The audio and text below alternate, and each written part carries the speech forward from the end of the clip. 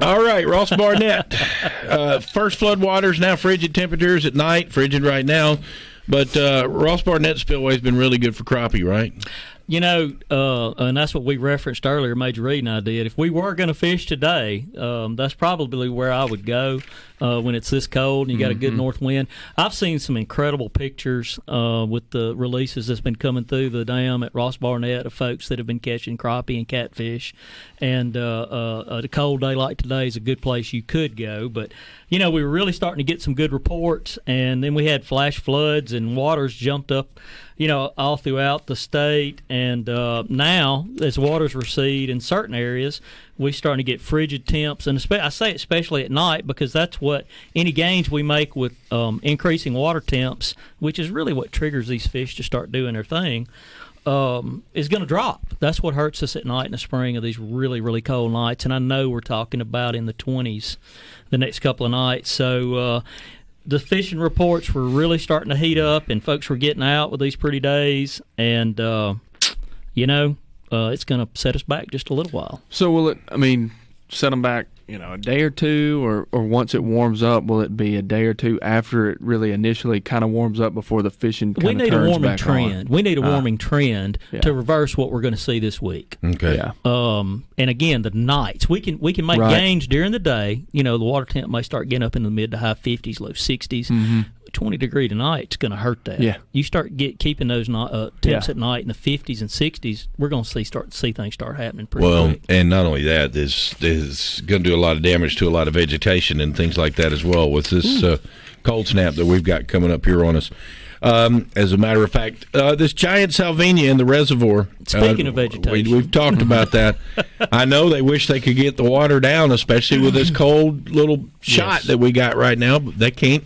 They've done everything they can do to get the water down. They can't get it down, can they? Yeah, but every little bit's helping. And you know, we did not get the winter. Gosh, I think we look back at we've only had 2 or 3 really sub-freezing, it wasn't really cold. Until now. Not what we wanted for One kind of giant, early and then one kind of late. Right. That's about it. Not what we wanted for giant Salvinia. And our office, you know, is getting a lot of calls about the reservoir. And we know folks have a lot of questions about water levels and reopening. And really just wanted to, you know, give a little quick update that this bad plant that I'm really nervous about was found in Lake Okissa, a Forest Service lake down in Franklin County.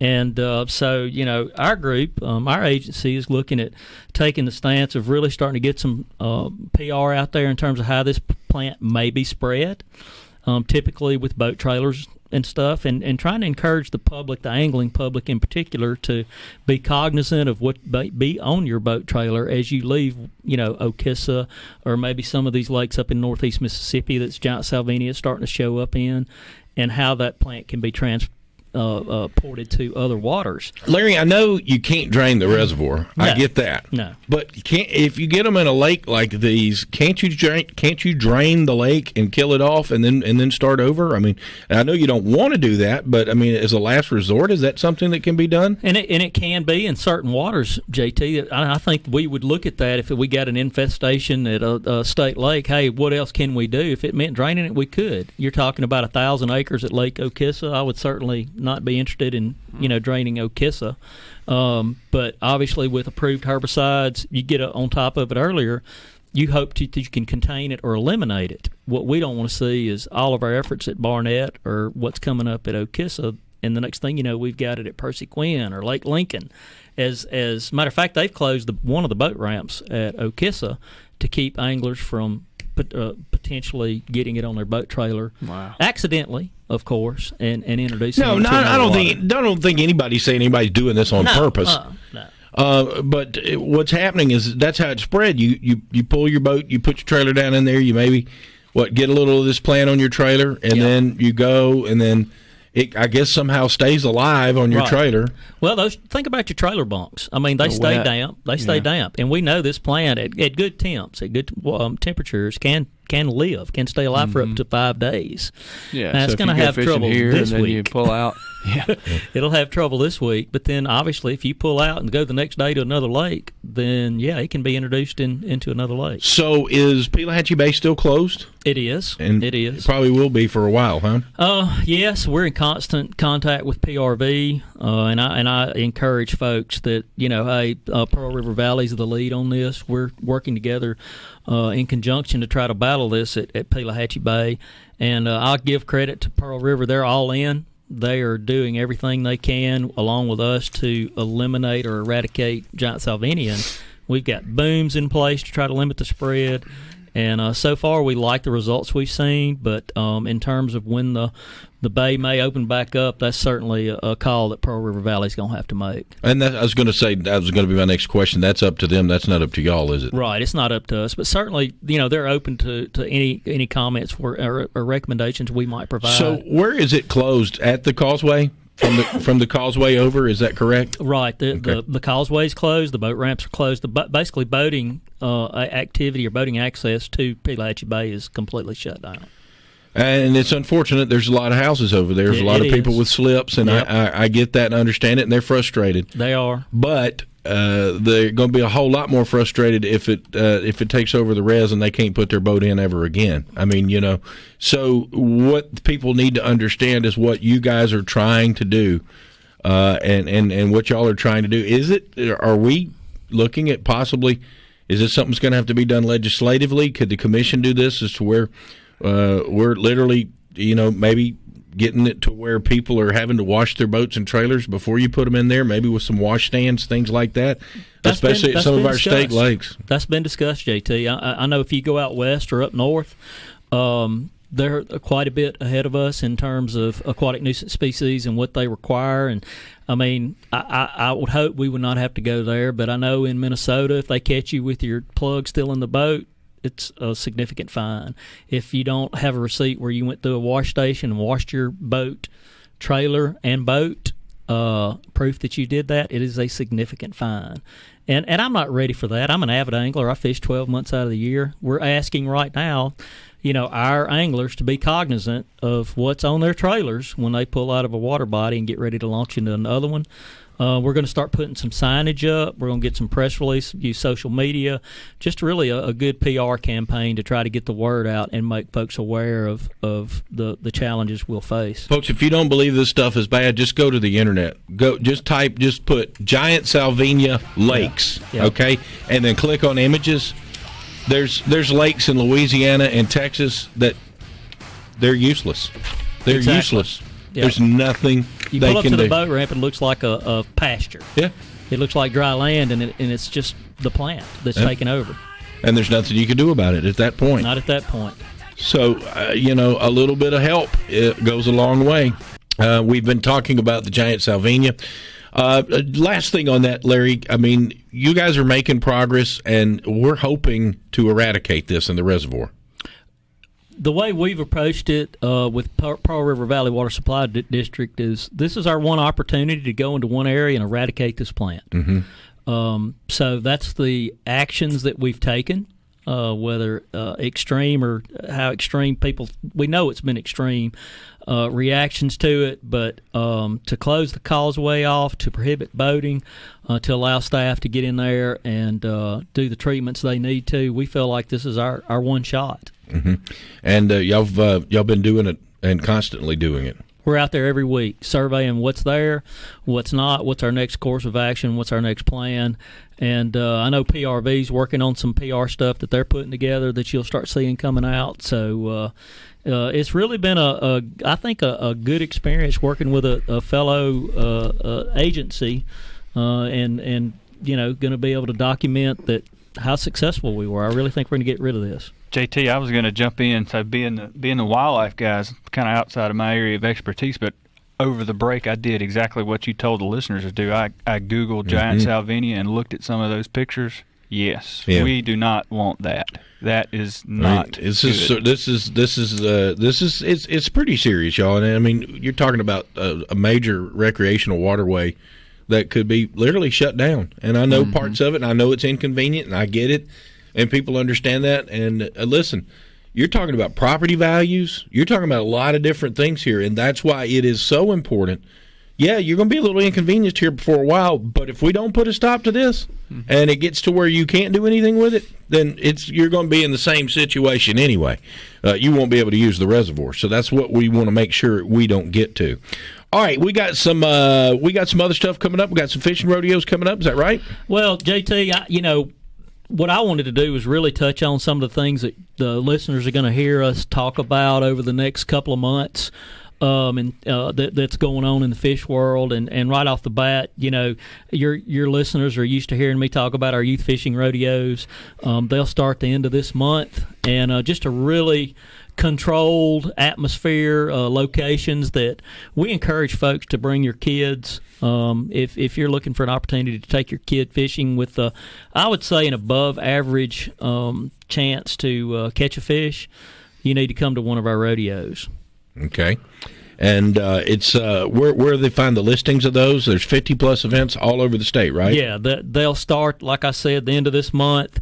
For your listeners, if you want to see our schedule, just go to the website, mdwfp.com, and click on fishing and boating, and our 2019 fishing rodeo schedule is there. With over 50 events, I promise you there is an event somewhere coming up in your part of the state that you'll be able to take a youth to, and looking forward to having our schedules, or looking forward to getting our rodeo started and getting some kids out there.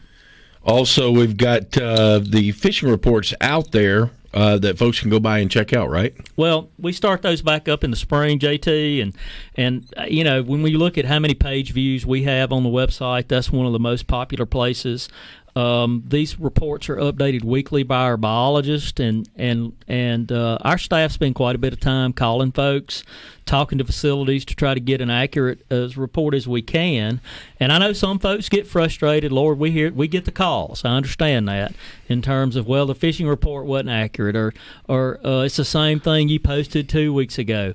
But we try to do or present as much accurate information as we can. If we've got pictures, information on water levels, we put that on the fishing report. So, again, if you're looking to go to a particular water body and you've never been there, we encourage folks to go check out that fishing report. And if you can't find it on the website, which it's listed right up there at the top when you go, you feel free to call us, and we'll get you pointed in that right direction. Larry from Jackson said, Pelahatchie Bay is one of my favorite spots. Did traveling bass tournament people bring the problem? We don't know, JT. It probably came. It's possible. It probably came from Louisiana. Yeah. We know how much of a problem it is in that part of the state. It could have been somebody just fun fishing. I'm not going to point fingers at anybody, but we have hypothesized that it probably did come from a boat trailer. Nobody thinks anybody did this on purpose. No. Right. It's just it's one of those issues that they've got to get on top of it. And that's the first thing I thought about. My mom, she lives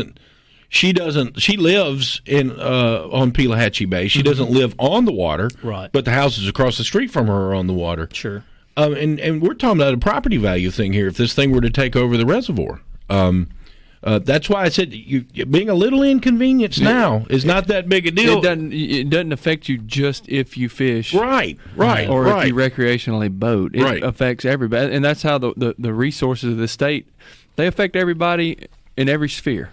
I mean, not just hunters, not just fishermen. We're not for that. We try to protect the public resource and the natural resource of this state. So, we had folks from Louisiana meet. We had Army Corps of Engineers. This just wasn't an MDWFP or PRV decision. We sat down, all these different folks, and said, and the recommendation was, if you can contain it, you may be able to eradicate it. Well, to get that many people at the table speaks to the importance of the issue. Well, like I said, just everybody that's having trouble right now or complaining, or remember, it's not just you. It's not all about you. It's about a lot of people. And unfortunately, people in this day and age, we feel like it's all about us all the time. All right, pond management workshops. You got a bunch of them lined up for 2019? Again, another thing that folks are going to hear us talk about. You've heard us talk about them in the past. We'll probably sit down with you in a couple of months and over that time, JT, talk about how to manage your pond and take calls from listeners. But in the meantime, go to the website. We've got 9 pond management workshops that our staff put on the biologist schedule, and they do about a 45-minute presentation on anything from pond construction to stocking to harvest to management to lime and fertilization.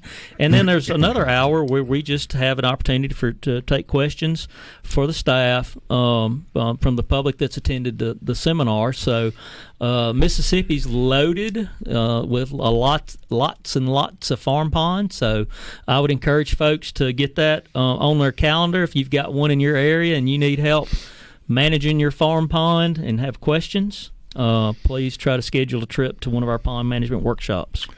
And we'll hope that you'll do that. Someone, Brian says, why not make out-of-state boats watch their boats and trailers before launching?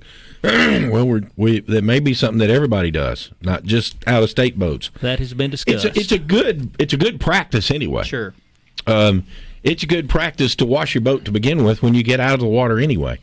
We started looking at pictures from Texas and Louisiana that they sent us of boat trailers where these plants hitchhiked. And it was pretty impressive because you quickly see if you're not paying attention to what's on your boat trailer. And it's just not anglers a lot of times. It's recreational boatings and even duck hunters when you get south of here, because these plants that are not native can live in the south part of the state, in South Louisiana, even in cooler temperatures. So, it's boating in general. It includes everybody. I was pretty shocked at looking at where these plants can get on axles, on leaf springs, and can survive for a brief amount of time, just long enough to get put in another water body. Now, Larry, obviously this cold snap's here. It's going to be gone. When we planned on doing this show, we wasn't planning on it being 34 degrees outside. As the high, yeah. As the high. But we are even though we're in this cold snap right now, it'll be nice this weekend. It's going to take a little time for the water to rebound. But over the next couple of weeks, where's some of the really good fishing going to be that is available to anybody in the state of Mississippi to take advantage of? Well, JT, I get these questions all the time, and this time of the year for me, and I love to bass fish and crappie fish and catfish, but for me this time of the year, I'm interested in trophy bass. This is your chance to catch that fish of a lifetime as these fish get ready to spawn. The females are honestly going to be the biggest that they are. Then they're going to be for the rest of the year. So, I'm after trophy bass. So when I start thinking, what state lakes, park lakes, and I'm sure folks have got their own private lakes they have access to, but I don't. So, if I were going to try to go bass fishing and catch that fish of a lifetime, Lakes Jeff Davis, Lamar Bruce, and Monroe are my top 3 picks, just because those are rather new lakes that we've done some projects on and renovated, and the bass are doing extremely good. So a fish over 8 and 10 pounds is probably your best bet at one of those 3 lakes. So bass, I would have to say, that's probably I'm going to go to one of those 3 to try to catch a trophy. And it's that time of year where you can do it. Of course, like we said, we want a little bit warmer. We get that spawn going a little bit better. Exactly. But you'll have that. Now, when will the crappie really get hot? Let's just say, we're obviously waiting on that temperature. We're waiting on that. Obviously, we're waiting on a couple of things. But the crappie to really get hot in the Ross and up in Grenada and all those other places up there, Enid and Sardis and the rest of them. Well, and one of my choices if I was going crappie fishing this weekend was Lake Washington, because we'd already started hearing from folks of some really good catches at Lake Washington, but these fish are still pre-spawn. So if you talk to the folks on Barnett, or if you talk to folks historically that have either worked on, like my biologist or our biologist on those flood control reservoirs, they always tell me April 1st.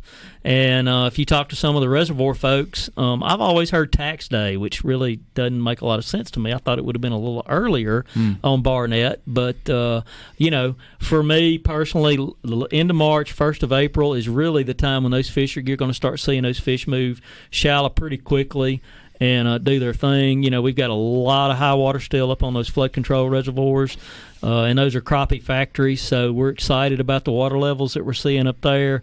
And Barnett is just good every year. It amazes me how good the crappie fishing is for numbers, and even numbers of quality fish year in and year out. Mike from Boonville, a question for you, Major. I'm a UPS driver. When I see deer roadkill, how do I report it, and should I? You can do it through our app, our MDWFP app. You can report diseased deer there, but you can also talk about roadkill or anything like that. You can call us, 1-800 Be Smart. We'll get you in there, and they can take down those locations. And MDOT's working with us. So there's a number of resources there that you can report that stuff to us if you see a deer on the side of the road. And thanks for keeping your eyes open.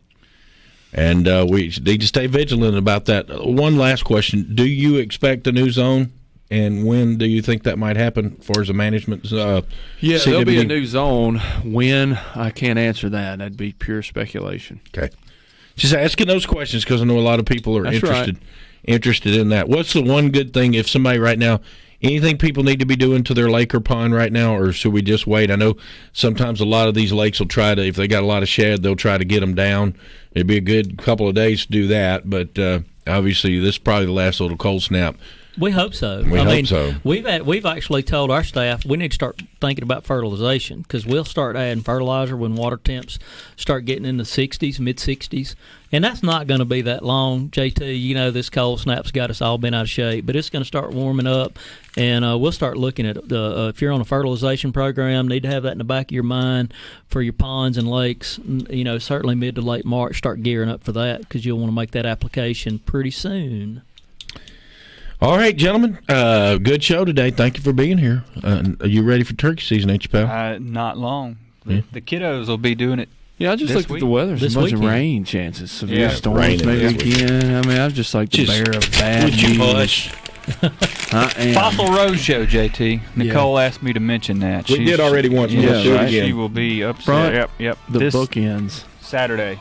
Fossil Roadshow at the Museum of Natural Science. A really, really cool event.